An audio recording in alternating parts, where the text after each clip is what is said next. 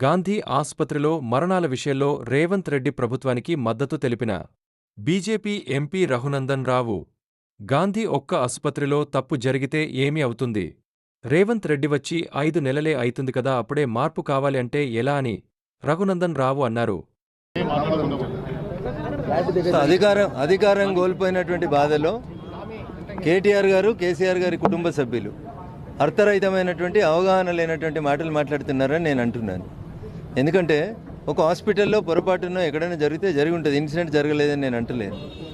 మొత్తం 5 నెలల్లోనే ఏదో మార్పు జరగాలి. 10 ఏళ్లలో మీరు ఏం చేయలేని అసమర్థులు, మీరు కొత్తగా వచ్చిన వాళ్ళని 5 నెలల్లో ఏదో జరగాలని చెప్పి ఏదో ఊహించుకుంటే ఎట్లయితుంది? బేసికల్గా జరుగుతున్న పొరపాటు ఎక్కడ, పునాదులు వేయడంలో జరిగిన పొరపాటు ఎక్కడ అనే చూడండి. 10 సంవత్సరాల్లో తెలంగాణ బంగారు తెలంగాణ అయిపోయింది, అంతా అయిపోయింది అనే మీరు పోయి ప్రగతి భవన్లు, సెక్రటరియట్లు పెద్ద 100 కోట్లతో కట్టినప్పుడు మరి 10 ఏళ్లలో మీరు కట్టిన దవాఖానలు ఏమైనా డాక్టర్లు ఎట్టిపోయినరు? ఎందుకు జరుగుతూ ఉన్నాయి మరణాలు? దీని మీద మాట్లాడకుండా రోజు ఏదో ఒకటి విమర్శించాలి కాబట్టి విమర్శించాలనుకోవడం అనేది మంచి పద్ధతి కాదు రాజకీయాల లోపల. 1.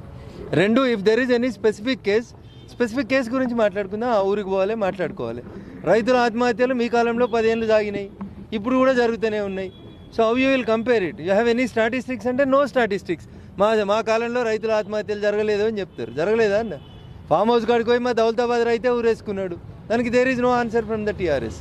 కాబట్టి కేటీఆర్ అయినా హరీష్ అయినా ఒక రకమైన ఫ్రస్ట్రేషన్ లోపల ఏదో చేయాలనేటువంటి తపన లోపల చేస్తున్న పంచాయతీ తప్ప గ్రౌండ్ రియాలిటీలో లేరు వాళ్ళు అనేది నా ఆలోచన. మున్సిపాలిటీ సంబంధించి మాట్లాడారు కదా.